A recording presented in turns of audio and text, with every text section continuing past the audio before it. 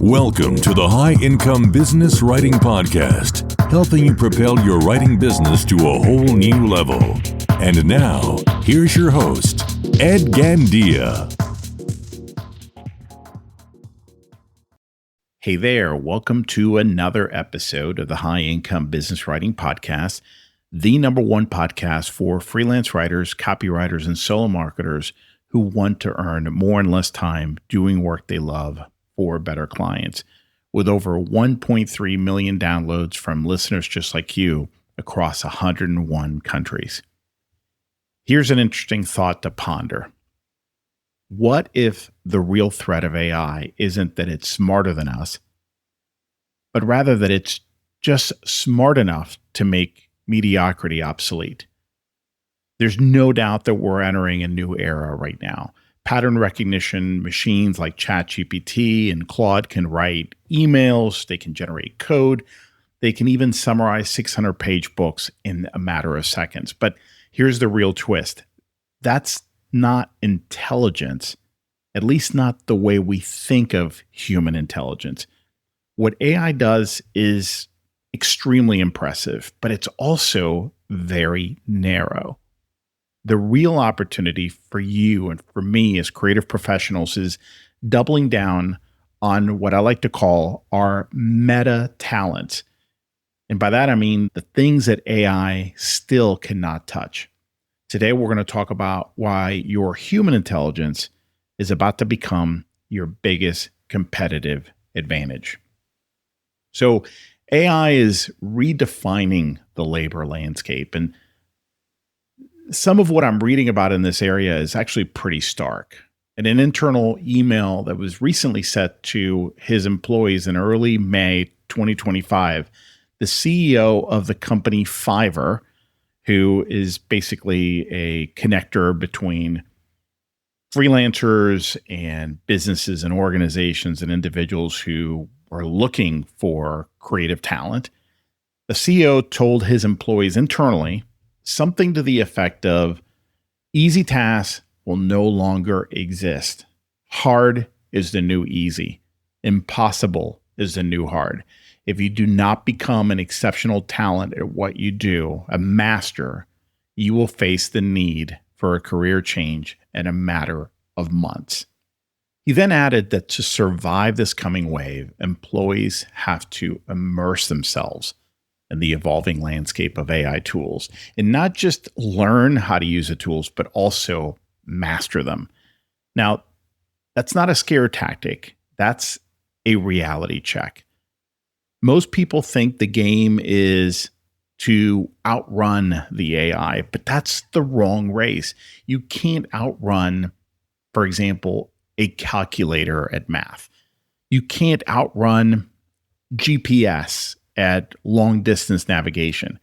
You can't outperform a combine harvester at reaping, and you're not going to outrun AI at pattern matching. The right move is to change the game altogether by understanding what makes your intelligence different. Not just better, but fundamentally different. I think that's something we really need to start thinking through and focusing on, because what I've learned coaching successful freelancers and business owners for 2 decades is that the people who thrive during disruption aren't the ones who fight the new paradigm. Rather, they're the ones who understand how to leverage that paradigm while doubling down on what makes them irreplaceable. Let me share something that completely shifted my thinking about AI. In a recent podcast episode of Modern Wisdom, I heard entrepreneur and investor Naval Ravikant explain that AI is just one type of intelligence among many other types. And I hadn't really thought of it that way. And he explained it in a way that I just connected with. He said that a plant, for example, has a unique type of intelligence that allows it to convert sunlight into energy through photosynthesis. And I thought, yeah, that's so true. That's actually an incredible capability, an incredible type of intelligence, but it's also a narrow type of intelligence when you think about it. Here's another example. A hawk has remarkable intelligence that lets it spot tiny prey from hundreds of feet up in the air. Now, here again, amazing stuff because humans don't have that capability, right? We don't have that level of intelligence. And that intelligence is also very narrow. That's a very narrow capability when you think about it. AI has pattern matching intelligence. It can recognize patterns across massive data sets and then generate responses based on those patterns. That's beyond impressive. But here again, it's still narrow. Human intelligence is different. It's layered, it's contextual, it's messy. And that's what makes it beautiful when you think about it. We bring judgment to our decisions. We apply values. We exercise taste. We get curious about things that don't make logical sense. We use discernment to know what matters, what doesn't matter, what maybe needs a little bit more thought. We can zoom in, we can zoom out, we can change our minds. We can break patterns, not just match them.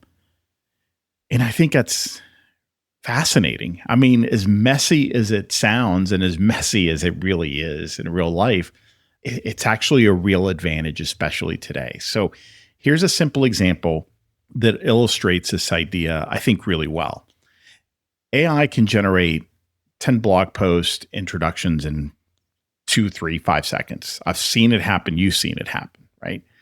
Some of those introductions are actually pretty good, especially when you prompt the AI the right way, when you give it context, when you give it examples, when you explain exactly what you're looking for. But which one is actually on brand?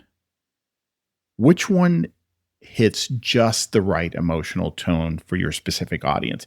Which one advances your larger strategic message? Which one feels authentic to your voice, aligned with your voice, your tone, your style? To figure that out, well, that requires you to be involved. It requires you as a filter. It requires human intelligence. AI can suggest all day long, and it can do it so confidently, but it can't discern. It can generate great options, but it can't make judgment calls about what's right for this moment, for this audience, for this brand. And that's where things get interesting for those of us who make our living with our minds. So I mentioned earlier this idea of meta talents. And I want you to think of them as higher order capabilities. The skills that sit on top of everything else you do. The things that AI can't replicate because they require lived experience. They require values and judgment. They require you to be human. And just to get a little more specific, let's break down the big ones, the big meta talents. Let's start with taste. So taste is your ability to know what's good, what's better, what's exceptional. And taste is developed through what? Well, it's developed through experience. It's developed through exposure. And it's developed through the human experience of making mistakes. AI can generate content, but it can't tell you if that content has soul, right? If you ask it, it might tell you that yes, it does, but it has no idea what that is. It has no real physical, emotional idea if something has soul. It may have been programmed to believe that it does, but it hasn't had the experience, the real life experience to know that that content has that attribute. So taste is super, super important as a meta talent. Another one is discernment. I mentioned that one as well. And this is knowing what matters and what doesn't. It's being able to separate signal from noise. AI can give you more information, can give you a ton of information, but discernment helps you know which information is actually useful. That's a really, really important talent, and you use that every day. Curation is another one. Anyone can find 1,000 articles on a topic, but what are the 3 articles that are actually worth reading? What are the key insights that change everything? And how do you put them together to tell a story or to strengthen a position? Right? That's a whole different thing. That's curation. Here's another one, point of view.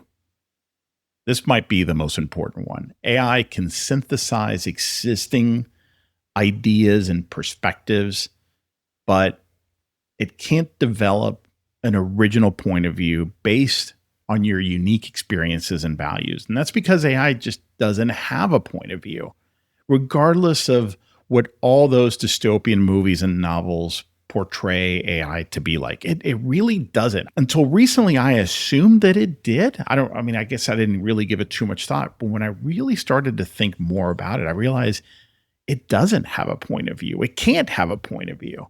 That's not what it does. That's not the type of intelligence that it is. It might sound like it does. It might look like it does, but it doesn't have a point of view. And that's a very, very important thing to remember. Point of view is a critical meta talent that you have as a human. Here's another one, strategic decision making. Now, this goes beyond analyzing data, which AI is great at doing. Strategic decision making is about making decisions in uncertain environments with incomplete information. It's about betting on what you believe will matter in the future. That belief of yours has been shaped by what? Your humanity, your experiences, by countless human experiences that AI will never have because it's not a human, right? I mean, everything. It's not just business. It really isn't. I need you to understand that every experience you've had is invaluable.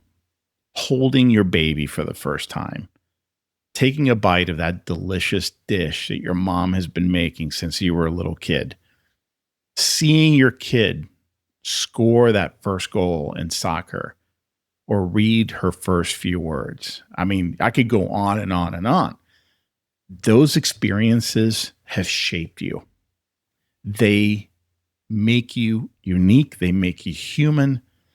And believe it or not, that's all part of what enables you to make good strategic decisions because everything runs through that filter that is you and your consciousness and your humanity.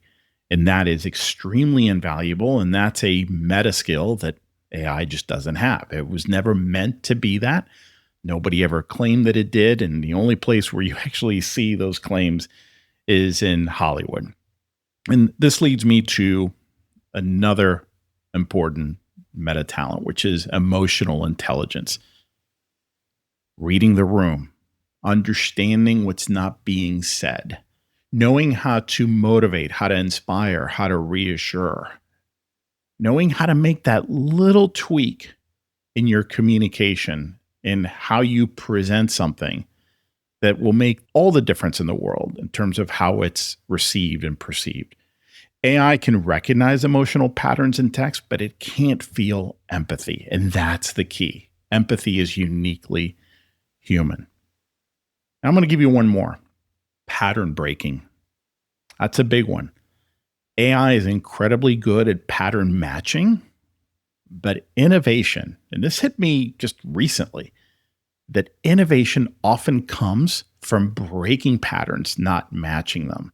Some of the biggest breakthroughs in science, technology, in any field really, have come through this idea and this exercise of pattern breaking, whether the person who achieved that breakthrough was doing it on purpose or whether it was an accident. When you think about it, it's more about pattern breaking than pattern matching. And pattern breaking is a unique human meta talent. So let me give you a concrete example of how all this plays out. Writer A uses ChatGPT to help draft a blog post. They input some key points, they get a decent draft, they clean it up a bit and publish it, and it's fine. It's competent, it gets the job done. Writer B also uses ChatGPT to explore 5 different angles on the same topic. Then they step back and ask, okay, what's the angle nobody else is talking or communicating? What's the contrarian view here?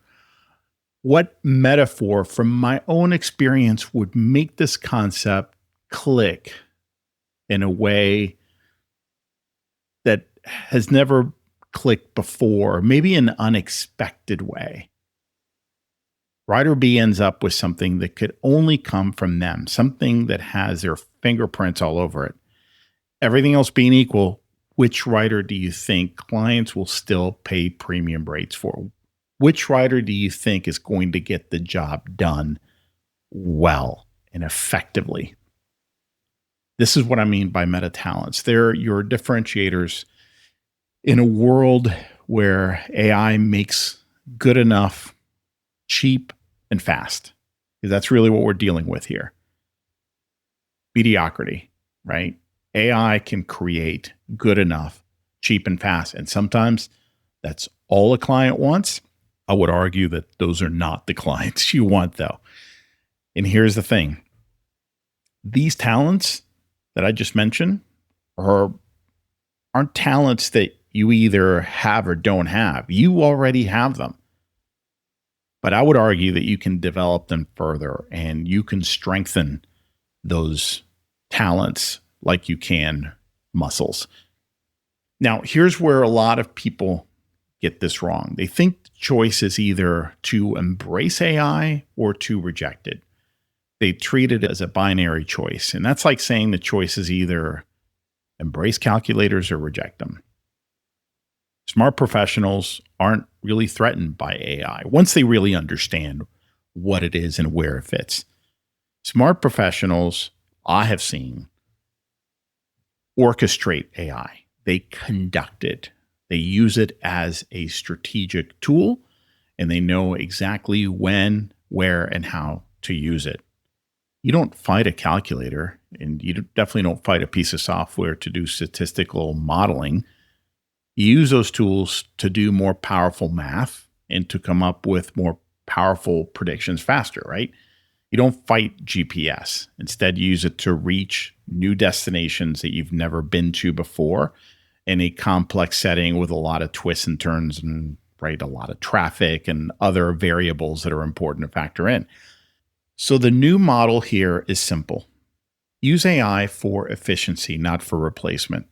Use AI to help you connect more dots and consider way more ideas way faster than you could reasonably do on your own. And don't use it to replace your discernment. Use AI for scaffolding, not for soul. Let it serve your ideas, not substitute for them. Think about architects. When drafting software came along, architects didn't become obsolete, right? The software didn't replace them. Instead, it enhanced what was already exceptional. Now, architects can spend way less time on technical drawings and much more time on what? On things like creativity, design, brainstorming, ideation, problem solving. These tools, these drafting tools and software elevated their work. It scaled their creativity. It enabled them to focus on their humanity, their art, what they do best, and then take some of the repetitive and more mechanical elements of their work and use tools to take care of those parts. I argue that this is the model we should be following and the model we should be seriously considering. Now, I've been experimenting with this approach in my own business. I use AI to help me research topics, generate initial outlines, even draft rough versions of content, dozens and dozens of applications, and all for my own business and for my own writing clients. But then I bring my meta talents to bear. I ask questions like, what's my unique angle on this? What story from my experience illustrates this point? What's a powerful metaphor here that just resonates with me and I feel is going to resonate with others? What's the contrarian view that others are missing?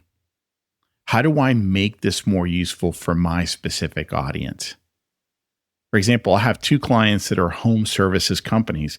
And when writing copy for them, I can put myself in the shoes of their prospects and customers. Why?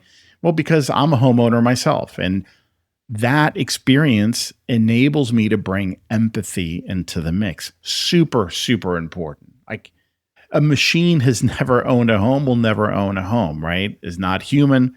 It's not going to experience the joys of being a homeowner, right? And the joys and frustrations. So I can bring that experience to bear. So can you. When writing for a B2B company, I spent so much time reading through and thinking through the customer avatar that I can understand where that avatar is coming from. I can understand and empathize with what's keeping them up at night. I can understand what they wish were different in their jobs and even in their personal lives. This can take a while, with a new client, but you get to really understand the humanity of the whole thing. And that just brings a layer that a machine can't possibly bring because they have a different type of intelligence. Now, AI can do lots of things. It can lead you down the right path, but that's a different type of intelligence, right? And you need the right kind of intelligence to connect with that other human. So when I apply my own meta talents to the mix, the result isn't AI content. It's my content amplified by AI tools. And here's what I've found. This approach doesn't make me lazy. It makes me more creative because I'm not spending time on the mechanical parts. I have more mental energy for the strategic parts when I can save that time and energy for what I do best, just like with the architect example I mentioned a couple of minutes ago. So let's talk about discernment specifically, because I think this is where the biggest opportunities lie. AI can suggest, 50 options for something. But what's right for this particular client or brand, for this audience, for this moment, that's not a data question. That's a judgment call. Remember, data is the AI's domain. That's the kind of intelligence that it has and has perfected, and you're not going to be able to match that. But judgment is your domain. Judgment calls are where humans excel. That's where AI is really going to fall short. It can't possibly match your ability to do and exercise the kind of judgment that only a human can. I was working with a client recently who was struggling with that exact issue, and she's a copywriter, and she was using AI to help generate email subject lines. And the AI was giving her dozens of options, and they were all fine. I mean, there were some that were not great, but for the most part, they were all either good or very good. But she couldn't figure out which ones would actually resonate with her client's audience. And we worked together to develop her discernment around this. So we looked at what had worked in the past. We talked about the brand's personality. We discussed the audience's values and pain points. We went deep to understand that customer avatar much better than just kind of surface level stuff. And suddenly she could look at those dozens of AI generated subject lines and immediately identify the 3 that would actually work the best. And more importantly, she could see how to modify them to make them even better, because she saw that AI had given her the seeds that she needed, but it needed work. But at least with her judgment and discernment, she was able to narrow it down to 3 and then work with those further to create something really, really powerful. So that right there is discernment in action. The AI provided the raw material, but it was her human intelligence, her understanding of context, brand, and audience that turned that raw material into something valuable. And this is where I see the future heading. Great freelancers, strategists, creatives, and consultants will increasingly be paid for taste, not templates. They're going to be paid for voice, not for volume. They're going to be paid for meaning, not metadata. Because as the Fiverr CEO said, if you're not an exceptional talent, you may be out of your industry in a matter of months, not years or decades, months. Now, here's the empowering part of that message. The people who survive and thrive are those who curate, interpret, who decide with what? With clarity, with confidence.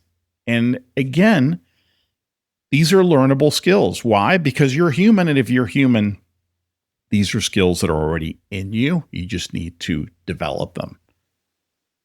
You can get better at recognizing quality. You can develop your taste by exposing yourself to exceptional work in your field.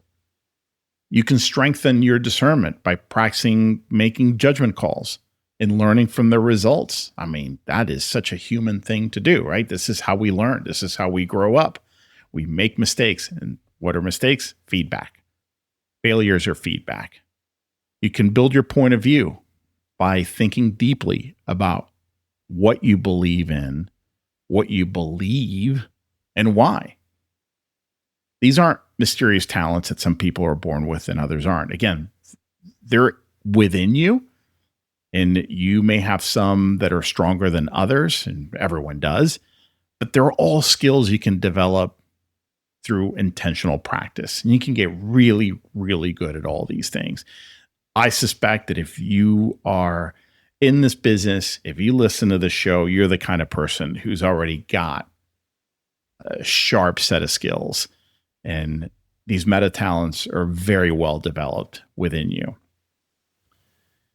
So let me be straight with you about what I feel we're facing here. First, the bad news.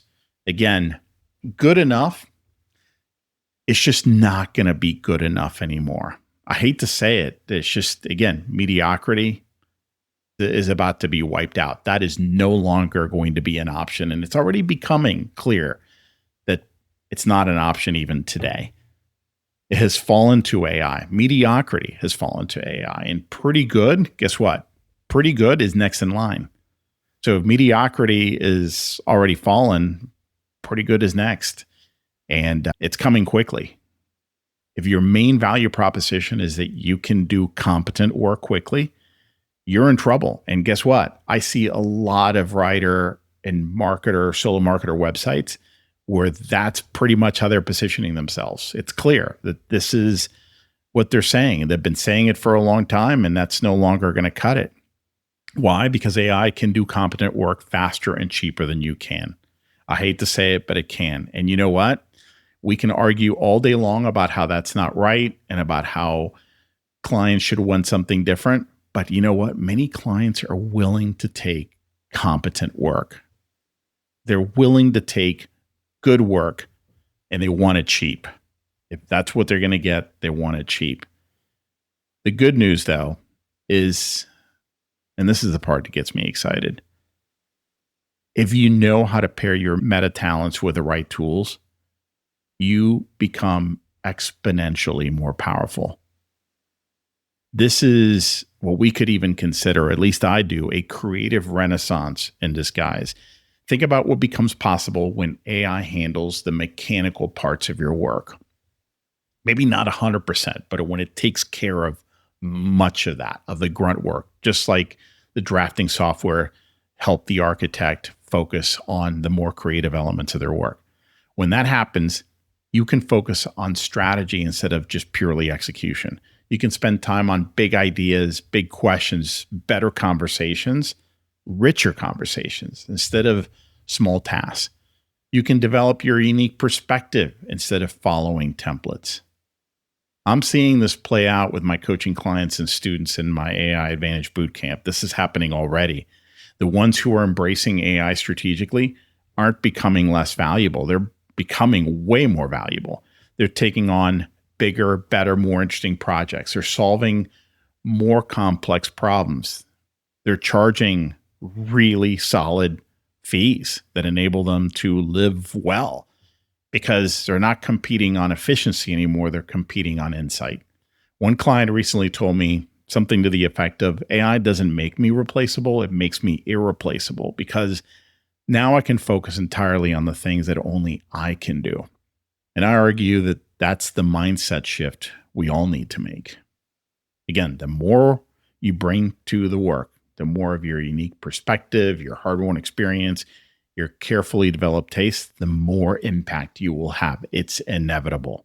So here's my challenge to you.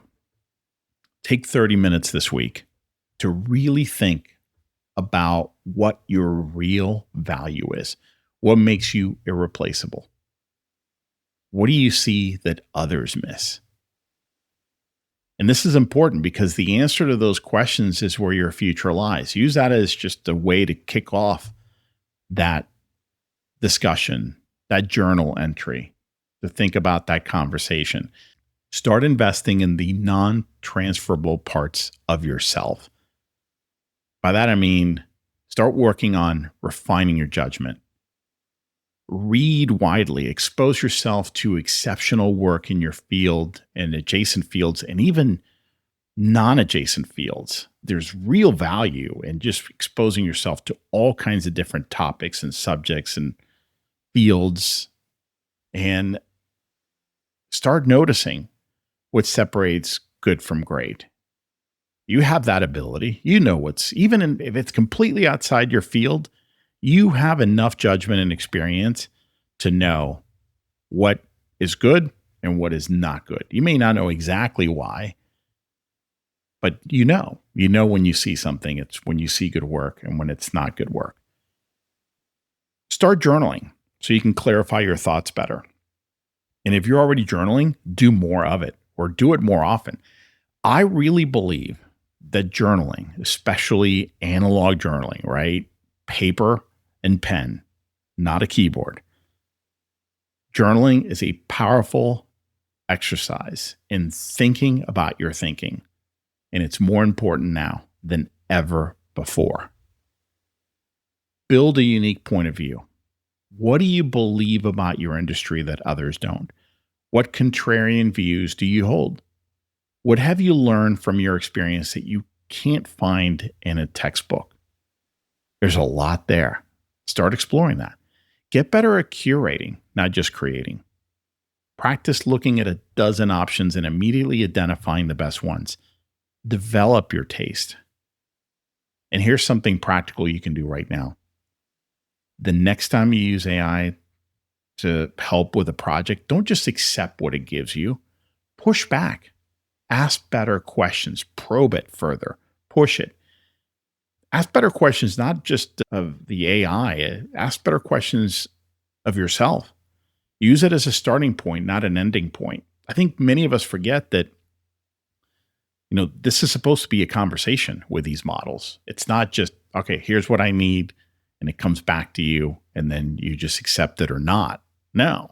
Like, okay, I really like this. Let's work with this part a bit more, and here's why. Here's my concern. Here's why that concern is important. Let's see what you can do here to address that. Okay? Push it. Ask better questions. Make the AI work for you, not the other way around. Because here's the truth. AI can learn from billions and billions of pages of content out there, but only you have lived your story. Only you know what matters most to your clients and their audiences. Only you can bring your unique combination of experience, values, and perspective to the work. That right there, that is your power. Don't outsource it. Amplify it instead. The meta talent revolution isn't something that's happening to you. It's something you can lead. So in closing, I would say this, that the future belongs to those who understand that human intelligence and artificial intelligence aren't competitors. They're collaborators. But only if you're intentional about developing the parts of your intelligence that can't be replicated. Your taste, your discernment, your point of view. your ability to make judgment calls in uncertain situations. These aren't just nice to have skills anymore. We've taken them for granted for a long, long time. And now, guess what? We need to start paying attention to them because these are our superpowers. They're our competitive advantage. I'm Ed Gandia. Thanks for listening to the High Income Business Writing Podcast. If this episode resonated with you, I'd be honored if you shared it with a friend or a colleague who may also find it valuable. Until next time, keep writing, keep thinking, keep growing, and keep developing those uniquely human skills that no AI can touch. Well, that's it for today. I hope you enjoyed the episode. And just a quick reminder to grab your free copy of my latest book, Earn More in Less Time: The Proven Mindset, Strategies, and Actions to Prosper as a Freelance Writer. You can get your free copy at b2blauncher.com, where you will also find the detailed show notes to this and all my other episodes. Enjoy and have a great day.